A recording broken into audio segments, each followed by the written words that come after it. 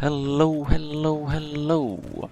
Okay, so now that I've played a bit more and the open beta is over, I'd like to talk about some beta impressions again. I will repeat things from my previous impressions because I can't remember what I said anymore, and there once again will be tons of things I'll forget to say, but I'll mention those I remember.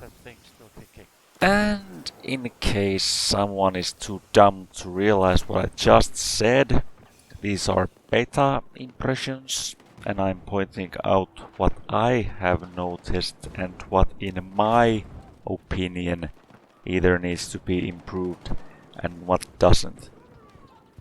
Looks like there are people who don't want this game to be criticized and use "this is just a beta" as an excuse. As if what launches in October would be a totally different game. Will they tweak and fix things eventually? I'm sure they will.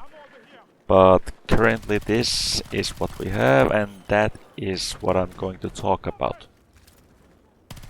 But one of the big talking points people have been talking about is TTK or TTD. And I have noticed that myself. Let's say I start shooting a guy with an SMG from a point blank range. He turns and one-shots me with a shotgun. And no, I have nothing against shotguns one-shotting from close range. Quite the contrary. Now I don't know much about shotguns other than that, but if there are shotguns that can act like snipers in this game, I personally don't remember witnessing such a thing.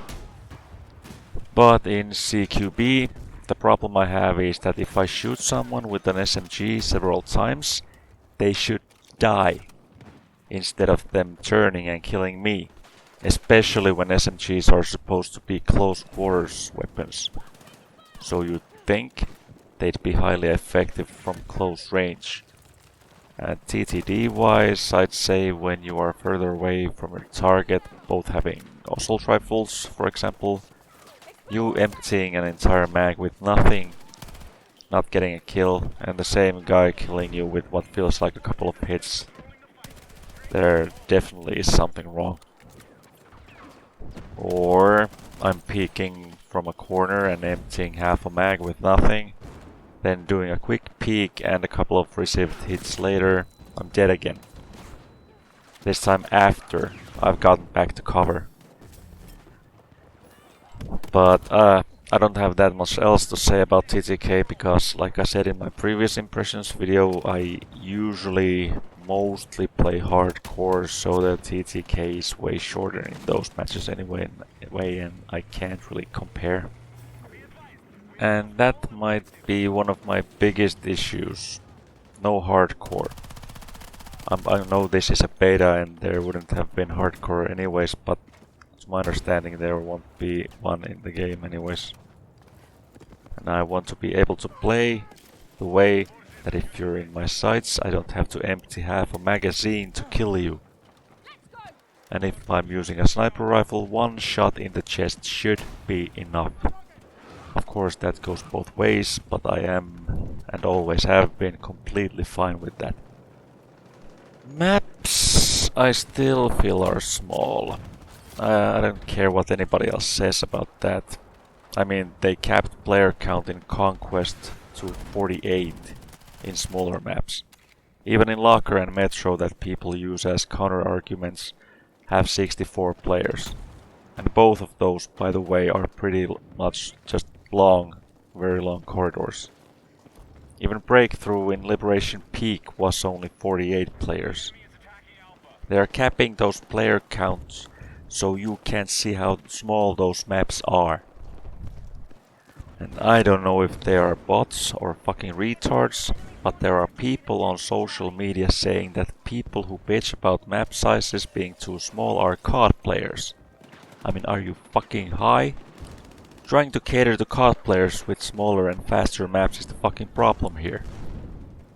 And I haven't really played Rush in Battlefield 6, but I think the player count was capped to 24 there in a smaller map, which is fucking weird. I understand that there are bigger maps coming, but capping the amount of players to under 64 that often is odd. And when more maps eventually come, there fucking better be a lot more big maps, because if this is just sad. Is there what, 2 actually large maps at launch? And that is a great segue to my next point. The feel of Battlefield moving towards COD. If you say this is not the case, you're either blind or haven't played Battlefield games for that long. I think the worst offense is them getting rid of the server browser. I know in beta it's expected not to have one, but to my understanding it's not coming at all, unless for Portal, which I know nothing about. The gameplay is too fast. Indoors everyone is just running around and hoping they can react faster than the other guy when they come across someone. And the sliding. Why in the ever-loving fuck does there need to be sliding? When someone comes sliding behind a corner and starts blasting, it looks fucking stupid, and I start to feel like I'd rather be playing Battlefield than COD. But next. Scope glint is a bit too much. I mean, scope glint itself is not a new thing, but here it's really goddamn hard to miss it when it's there. Yes, you can unlock an attachment, which makes it less obvious, but I don't know by how much, so I can't really comment. And yes, you actually unlock items by playing again, which is pretty neat. Except there's going to be a fucking battle pass, so we'll see what that brings.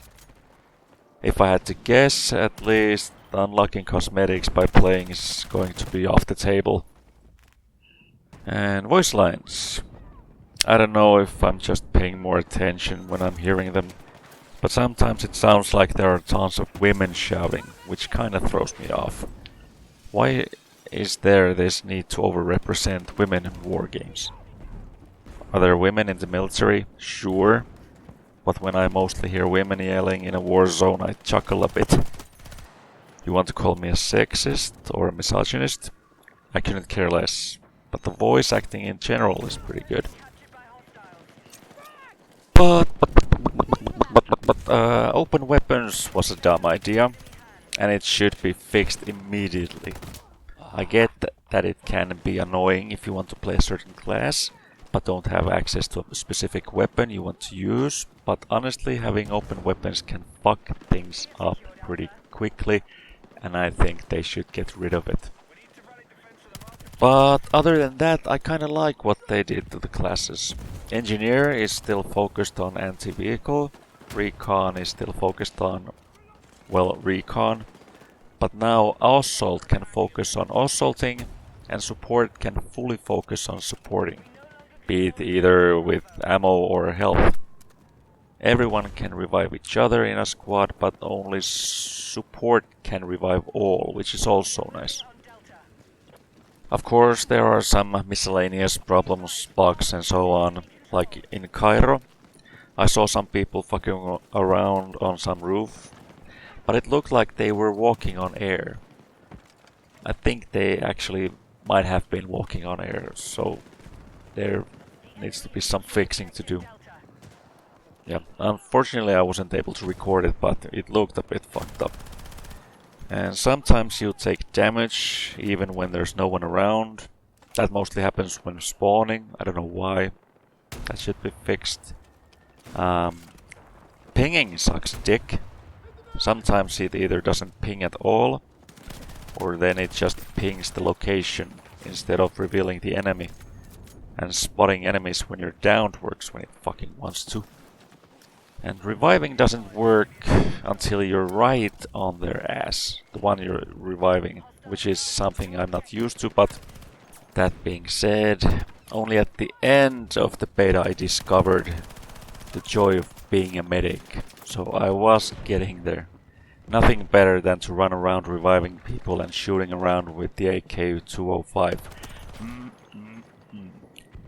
And the AK-205 is best just because the recoil isn't so goddamn awful and you can actually aim.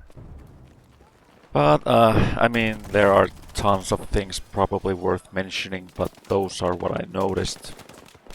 But in the end, I'd say I'm probably going to buy it at some point.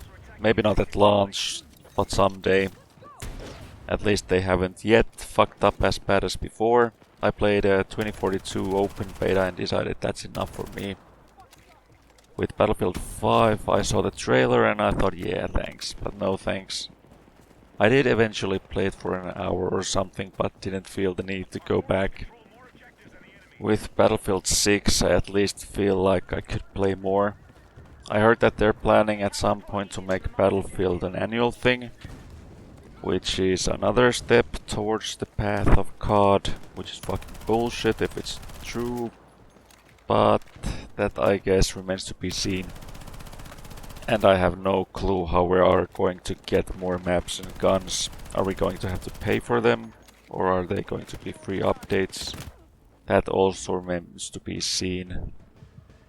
And yes, I understand that there are more guns at launch than in the beta, but usually they are not all in the game at launch. But I don't know. Anyway, those were my thoughts on the Battlefield 6 open beta. Yeah, thanks for watching and